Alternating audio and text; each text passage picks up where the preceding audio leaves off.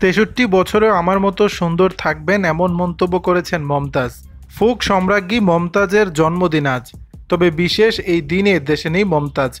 অবস্থান করছেন সুদূর যুক্তরাষ্ট্রে, গানের জন্যই সেখানে যাওয়া। গেল ১১ এপ্রিল যুক্তরাষ্ট্রের উদ্দেশ্যে ঢাকা ছাড়েন ফোক গানের এই শিল্পী। বর্তমানে দেশটিতে আয়োজিত বিভিন্ন স্টেজ শোতে অংশ নিচ্ছেন তিনি। ফিরবেন চলতি মাসের শেষ দিকে। মমতাজ জানান, জন্মদিনে ঘরোয়া আয়োজনে কেক কাটেন তিনি।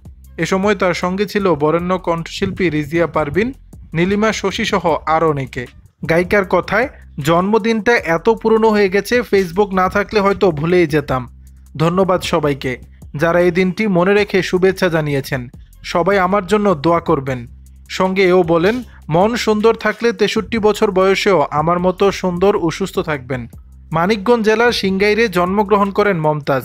তার বাবা মধু বয়াতিও গান করতেন। তার কাছে মমতাজের গানের হাতেখড়ি। দর্শক, বিষয়টি নিয়ে আপনাদের মতামত জানাবেন নিচের কমেন্ট বক্সে।